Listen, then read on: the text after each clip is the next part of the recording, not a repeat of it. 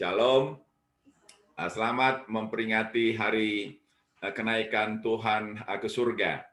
Saudara-saudara yang dikasihi oleh Tuhan, dengan masa hidup yang bisa disebut panjang selama 70 tahun di dunia ini, dan dengan banyak kegiatan, banyak usaha, banyak pikiran, banyak pengalaman, banyak kejadian yang kita alami, itu bisa membuat kita alpa atau lupa bahwa dunia adalah segala-galanya atau dunia adalah tujuan hidup. Tetapi dengan memperingati hari kenaikan Tuhan ke surga pada hari ini, kita diingatkan kembali bahwa tujuan kita bukanlah dunia. Dunia ini hanyalah tempat sementara dan barangkali hanya selama 70 tahun, dan setelah itu kita akan berada bersama-sama dengan Tuhan Yesus di surga. Oleh karena itu, saya ingin menyampaikan tema renungan ibadah kenaikan pada hari ini, yaitu Tuhan ke surga sediakan tempat bagi kita dan akan kembali datang menjemput kita. Jadi Tuhan ke surga itu untuk sediakan tempat bagi kita dan Dia akan datang menjemput kita. Jemaat yang dikasihi oleh Tuhan, peristiwa kenaikan Tuhan ke surga itu dicatat dalam 3 bagian di dalam Alkitab. Bagian pertama dalam Markus 16 ayat 19, demikianlah firman Tuhan. Sesudah Tuhan Yesus berbicara demikian kepada mereka, terangkatlah Ia ke sorga, lalu duduk di sebelah kanan Allah. Ini gambaran singkat yang disampaikan oleh Markus mengenai kenaikan Tuhan ke surga. Lalu yang kedua ialah dari Lukas 24 ayat 50 dan 51, demikianlah firman Tuhan. Lalu Yesus membawa mereka keluar kota sampai dekat Betania. Di situ Ia mengangkat tangannya dan memberkati mereka. Dan ketika Ia sedang memberkati mereka, Ia berpisah dari mereka dan terangkat ke sorga. Lukas seperti kebiasaan atau ciri khas dari kitab Lukas ialah detail ya, informasi yang lengkap. Maka dari kitab Lukas kita tahu lokasi dari kenaikan Tuhan, yaitu di dekat Betania, ya, tidak terlalu jauh dari Yerusalem. Dan murid-murid berada di situ. Lalu kemudian diceritakan Tuhan memberkati mereka, lalu kemudian Ia berpisah dari mereka dan terangkat ke sorga.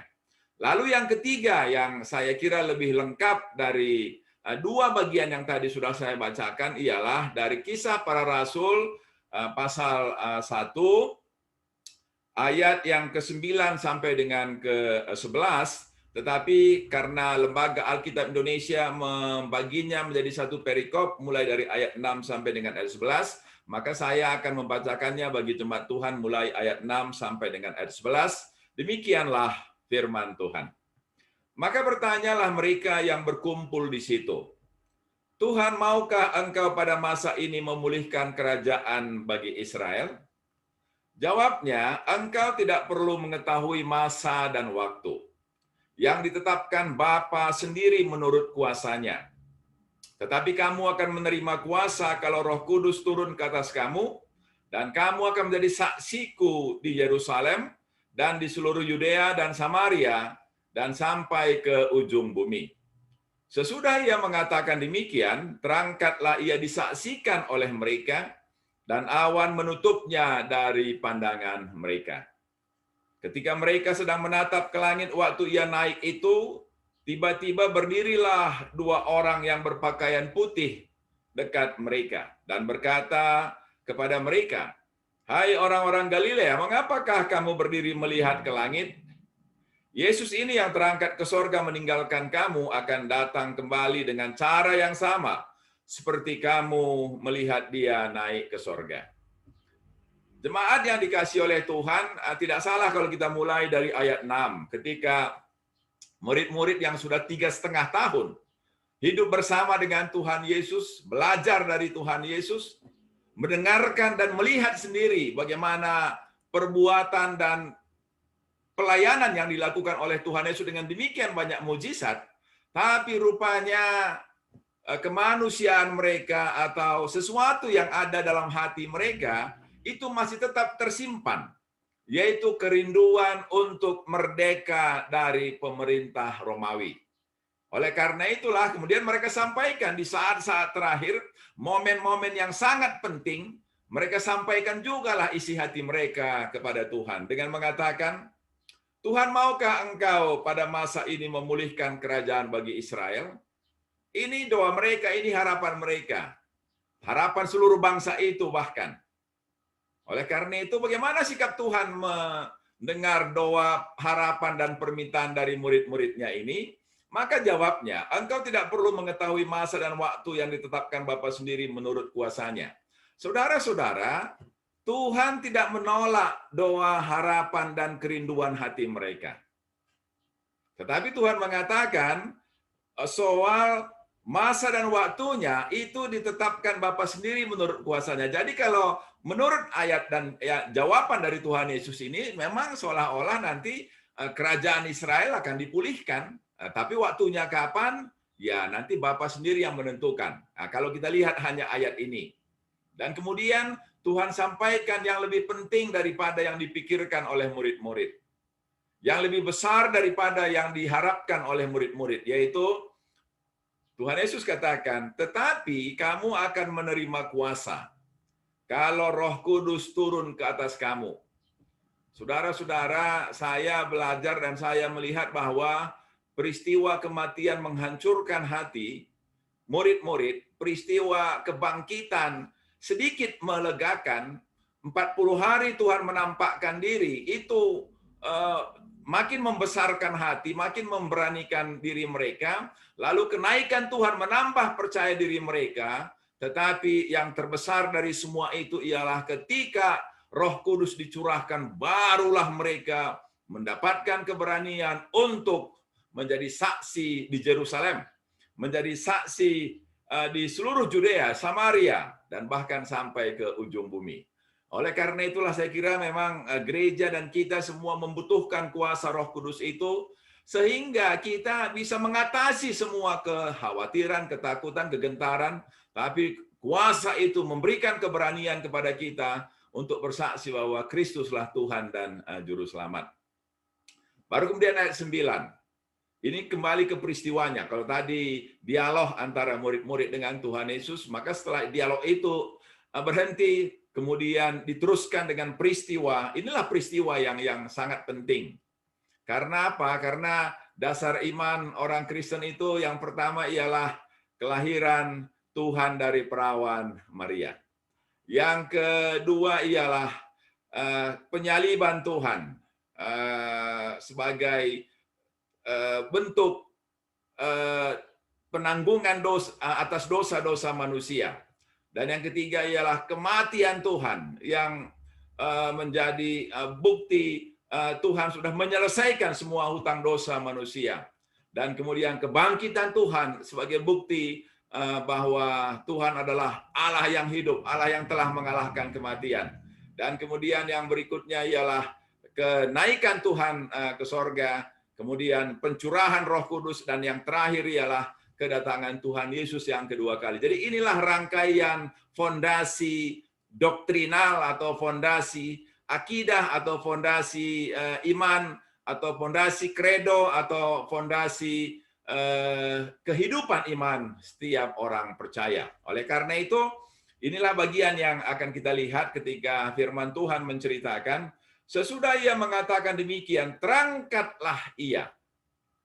Terangkatlah ia disaksikan oleh mereka. Saudara-saudara, saya melihat perbedaan antara Markus 16 tadi dengan Lukas 24 ialah, ini seperti lenyap begitu saja ya. Tapi kalau saya perhatikan dari ayat ini, maka Tuhan pelan-pelanlah naik ya, meninggalkan mereka. Pelan-pelan naik dan mereka menatapnya dengan takjub.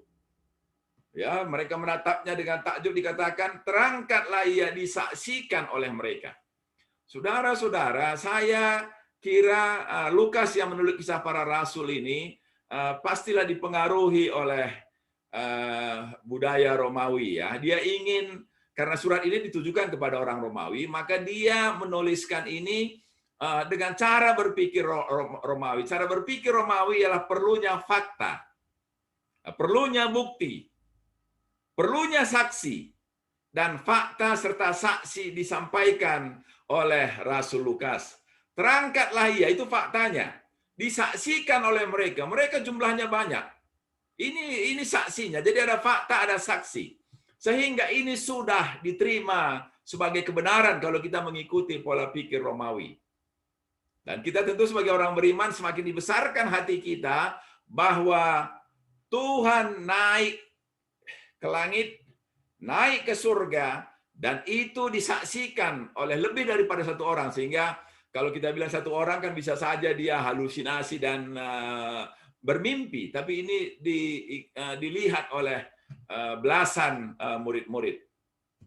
Sampai kemudian awan menutupnya. Jadi berarti Tuhan bukan awan yang turun ya, melainkan Tuhan yang naik ke atas lalu melewati awan. Nah, kalau kita misalnya naik pesawat terbang, kan mula-mula kita berada di atas awan, tapi 10 menit setelah itu biasanya kita sudah mulai di lapisan awan yang pertama, nanti masuk lagi ke lapisan awan yang berikutnya yang lebih atas lagi. Jadi begitulah Tuhan Yesus itu naik kemudian melewati satu awan, dan ketika mereka masih ingin terus melihat, ya sama seperti dulu kalau kita tahun 80-an lah itu ya, ketika mengantarkan saudara di Belawan itu, maka mata kita terus melihat kapal Tampo Mas itu sampai sore, sudah pun di lampu 1, lampu 2, sudah nggak kelihatan lagi pun kita terus ingin melihat. Nah, maka begitulah saya bayangkan murid-murid ini ingin terus melihat walaupun sudah di balik awan, sudah nggak terlihat lagi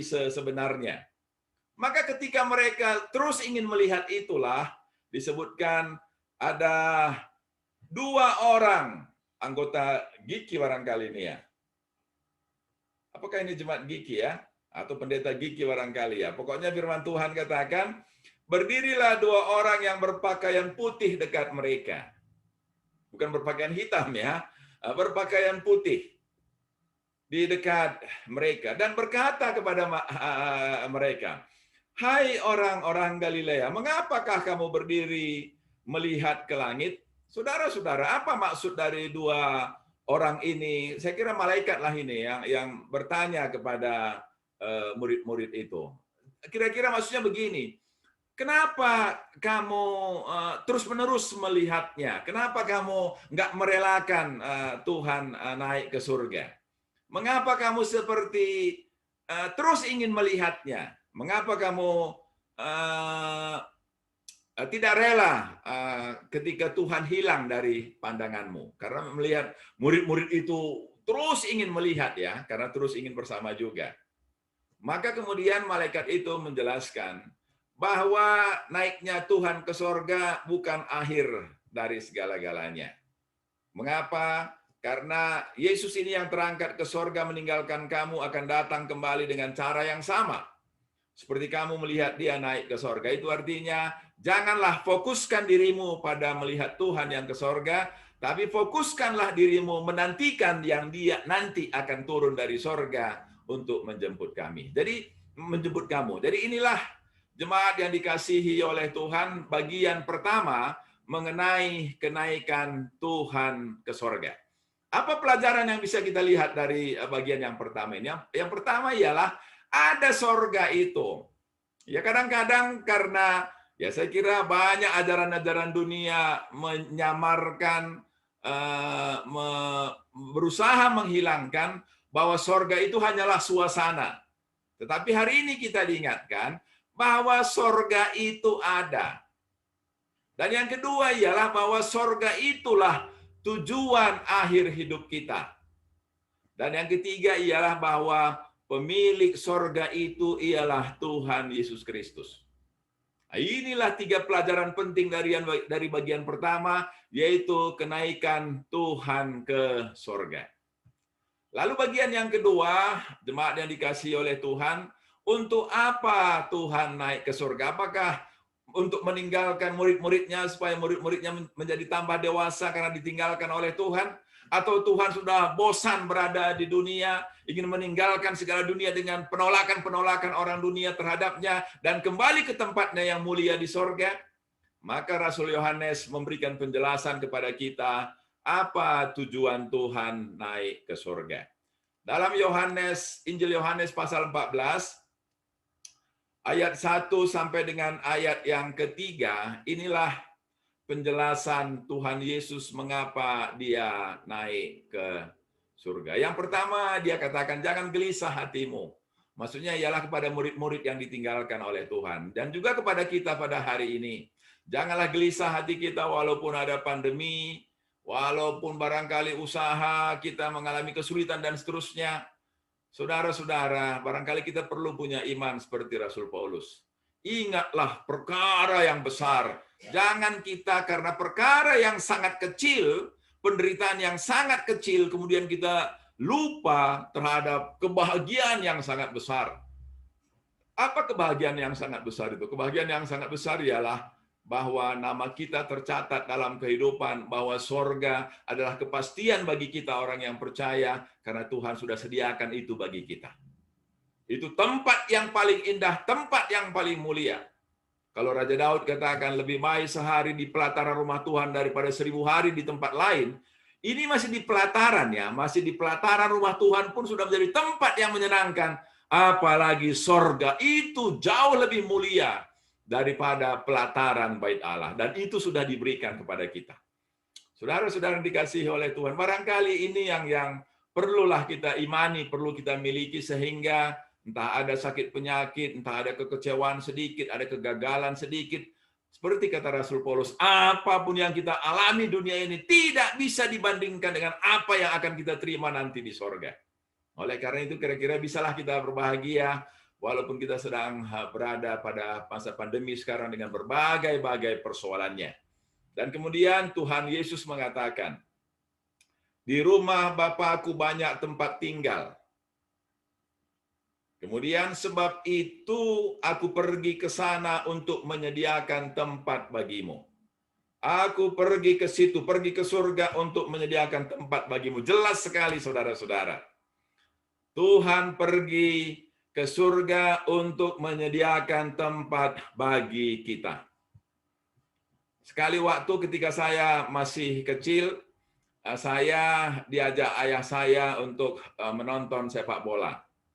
Kemudian beberapa jam sebelum itu dia pergi, ya, dan saya nangis. Kenapa Pak pergi? Tadi katanya mau janji sama-sama aku nonton sepak bolanya. Enggak, aku mau beli tiket dulu. Nanti kalau nggak dibeli, dan itu antre, nanti kamu nggak bisa. Nanti kamu terjepit di antara orang banyak. Biar Bapak dulu yang beli, nanti kalau sudah dapat tiketnya, Bapak jemput lagi kamu, baru kita sama-sama nonton sepak bola. Tapi saya nggak bisa mengerti. Saya merasa Bapak saya membohongi saya. Kenapa tinggalkan aku? Katanya tadi mau sama-sama nonton sepak bola. Tapi akhirnya Bapak saya pergi saja, walaupun saya menangis-nangis meronta-ronta. Tapi beberapa jam kemudian dia datang kembali dan dia tunjukkan, ini tiketnya anakku. Mungkin dia kesal juga lah sama saya ya. Ini tiketnya. Nanti kita kalau nggak punya tiket ini nggak bisa kita masuk nonton sepak bola. Nah, barulah kemudian saya senang. Nah, karena saya senangnya nggak ngerti tiket. Saya senangnya Bapak saya ada sama-sama saya. Itu saja. Saya kan nggak ngerti tiket itu apalah ya. Nah, tapi kemudian ketika diajaknya saya pergi dan sudah sampai di stadion, oh barulah saya tahu Bapak saya tidak bohong. Nah, dan begitulah sering kita, saudara-saudara yang dikasihi oleh Tuhan. Saya kira Tuhan mengerti, kita tidak mengerti ya.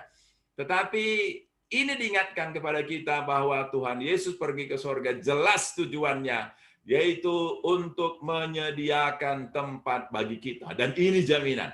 Apa yang Tuhan ucapkan tergaransi. Pasti. Kalau Tuhan katakan aku sediakan tempat, pasti sudah disediakan tempat bagi kita.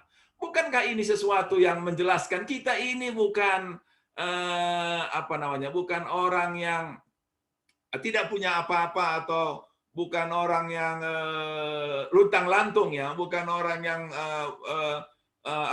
bukan orang yang berjalan ke arah yang tidak jelas atau ke arah yang tidak menentu, bukan gembel, bukan luntang-lantung ya. Tetapi kita punya satu tempat yang pasti yang sudah disediakan oleh Tuhan Yesus bagi kita. Maukah kita mengimani ini, saudara-saudara yang dikasihi oleh Tuhan? Amin. Mari kita aminkan dalam hati kita. Mari kita imani. Saya kira ini perlulah perjuangan ya. Bagaimana? Itu perlu permohonan. Nanti dengan perjamuan kudus kita doakanlah, Tuhan berikanlah iman kepadaku supaya aku mengimani bahwa ada rumahku yang sudah Tuhan sediakan yang begitu indah di sorga.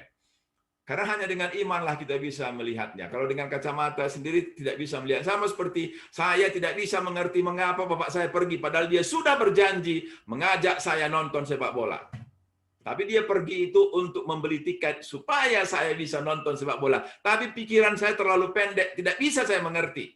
Begitulah juga bagaimana kita bisa mengerti. Kita berada di dunia sepanjang hari, pagi, siang, sore, 24 jam satu hari. Lalu dikatakan bahwa ini semua hanya fana. Ada tempat yang bakal nanti di surga. Kita susah mengerti. Walaupun misalnya Plato sudah menjelaskan itu juga pada beberapa abad sebelum Masehi ya, tentang ada dunia ide ya, dengan teori gua hitam, dengan teori lubang hitam itu ya. Dengan teori lubang hitam, Plato sudah menjelaskannya, dan ya orang-orang Yunani kemudian bisa mengerti ketika Agustinus menjelaskan surga itu dengan mengikuti teori Plato itu. Tapi barangkali bagi kita tidak perlulah teori lubang hitam itu ya. Kita imani sajalah bahwa Tuhan Yesus katakan Dia menyediakan tempat bagi kita di surga. Ini perlu kita imani, Bapak Ibu saudara-saudara yang dikasihi oleh Tuhan. Kita mintakan kepada Tuhan supaya walaupun barangkali kita tidak punya tempat tinggal, tidak punya sesuatu yang kata dunia berharga, bernilai di dunia ini, imanilah bahwa Tuhan Yesus sudah bekerja keras, memperjuangkan segala sesuatu, supaya adalah tempat yang layak, yang indah bagi kita semua anak-anak yang dikasihinya. Itu bagian kedua. Tuhan Yesus pergi ke surga untuk menyediakan tempat bagi kita. Lalu yang ketiga ialah, juga dijelaskan dalam Yohanes pasal 14 ayat 3 ini ya. Aku akan datang kembali dan membawa kamu ke tempatku. Aku akan datang kembali dan membawa kamu ke tempatku. Kalau tadi di Kisah Para Rasul ayat yang ke-11, malaikat itu mengatakan, Tuhan Yesus akan datang kembali dengan cara yang sama. Nah, jadi ada dua perspektif yang berbeda yang dilihat oleh Lukas di sini dengan Yohanes. Kalau Lukas menegaskan satu, kedatangannya kembali. Yang kedua ialah dengan cara dia naik. Nah, ya, dengan cara dia naik. Itu kemudian dijelaskan oleh Rasul Paulus dalam kepada jemaat di Tesalonika ya, yang ketika mereka menangis histeris karena kematian, maka Rasul Paulus menjelaskan, janganlah kamu terlalu sedih karena kematian, karena kalau kita percaya kepada Tuhan Yesus, maka kita mati bersama-sama dengan Dia, tapi juga bangkit bersama-sama dengan Dia, dan juga akan naik bersama-sama dengan Dia ketika Dia nanti datang di awan-awan. Lalu kemudian terdengarlah suara trompet, dan kemudian kita yang mati terangkat lagi seperti Tuhan Yesus dan berjumpa dengan Tuhan di awan-awan. Nah, itu yang dijelaskan oleh Lukas dalam Kisah Para Rasul ini. Kita kembali ke Injil Yohanes tadi. Injil Yohanes katakan ada lagi perspektif yang dilihatnya ya, yaitu membawa kamu ke tempatku. Saudara-saudara, ini lebih familiar ya, lebih emosional, bahwa Tuhan itu akan datang kembali lalu membawa kita, sehingga kita tidak akan sendirian dan kita tidak akan terus-terusan ada di bumi, di dunia ini. Dia akan membawa kita ke tempatnya. Tempatnya itu adalah di sorga. Tempatnya itu adalah tempat yang sangat menyenangkan, tempat yang sangat mulia. Dia bawa kita ke sana. Ada otoritas. Otoritas membawa kita dan otoritas tempat yang Tuhan Yesus miliki. Dan kemudian dia katakan isi hatinya, supaya di mana aku berada, di situ pun kamu berada. Saudara-saudara, itulah tanda kasih Tuhan kepada kita. Ketika kita berada di dunia dengan segala dosa dan kejahatan kita, Dia mau bersama-sama dengan kita dalam bentuk Immanuel. Dia meninggalkan sorga, datang ke dunia supaya Dia bisa bersama-sama dengan kita dan bisa menyelamatkan kita dari dosa. Dan setelah Dia berhasil menyelamatkan kita dari dosa, Dia kembali ke sorga. Dan setelah Dia sediakan tempat bagi kita, Dia nanti akan kembali menjemput kita. Tujuannya hanya satu, supaya di mana Dia berada, di situ juga kita berada. Kalau Dia berada di surga, Dia mau kita juga berada di surga. Itulah intisari dari peringatan kenaikan Tuhan ke surga.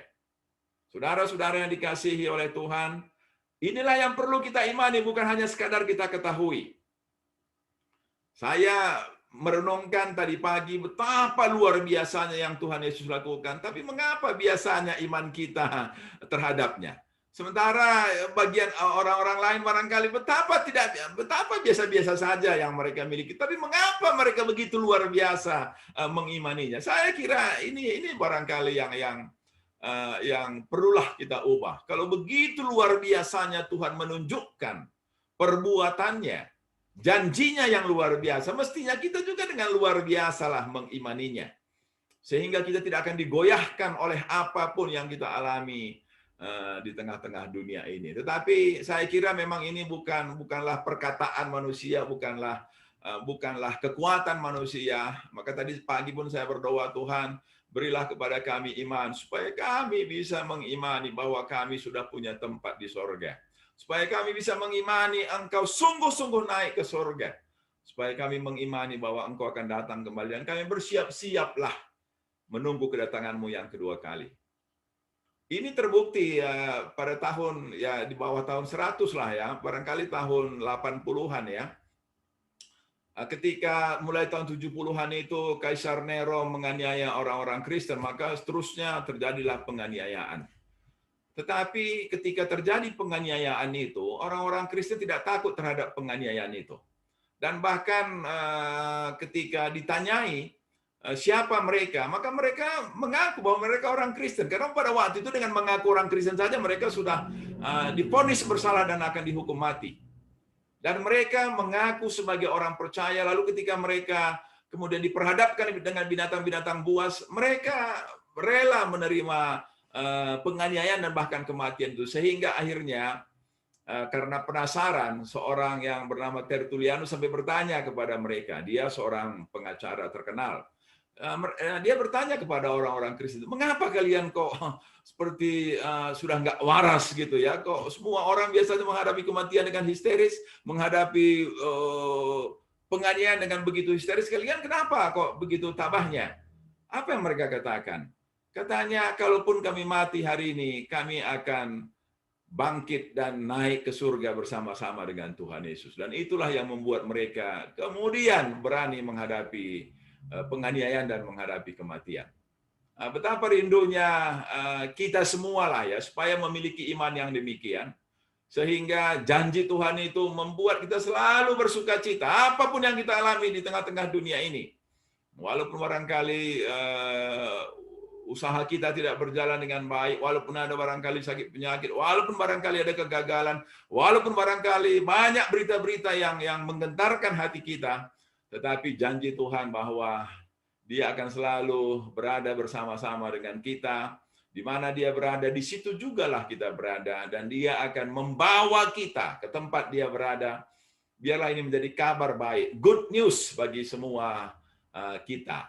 Sehingga itu membesarkan hati kita, menguatkan kita di tengah-tengah berbagai persoalan yang kita hadapi. Saudara-saudara yang dikasihi oleh Tuhan, seperti tadi saya katakan, ini bukan sesuatu yang bisa dimaknai dengan kognisi, dengan pengetahuan, dengan pikiran kita ya, dengan akal budi kita, tapi harus kita terima dengan iman. Dan bila nanti kita akan melakukan perjamuan kudus, biarlah kiranya kuasa darah Tuhan, kuasa daging Tuhan itu memateraikan ke dalam diri kita, sehingga janganlah karena hal-hal duniawi ini kita sampai melupakan apa yang sudah Tuhan kerjakan di surga bagi kita.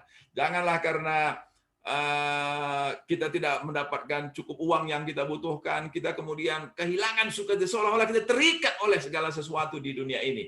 Mestinya, marilah kita terikat kepada apa yang Tuhan sediakan dan janjikan bagi kita di sorga. Sehingga kita tidak akan mudah kecil hati, apapun yang Tuhan izinkan terjadi dalam kehidupan kita. Kiranya firman Tuhan ini menguatkan kita, meneguhkan kita, sehingga kita akan menatap ke hari depan dengan melandaskan iman kita pada kenaikan Tuhan ke surga untuk menyediakan tempat bagi kita, melandaskan iman kita dengan penantian kedatangan Tuhan kembali dari surga untuk menjemput kita, membawa kita ke surga, sehingga di mana Dia berada, di situ juga kita berada bersama-sama dengan Tuhan. Amin.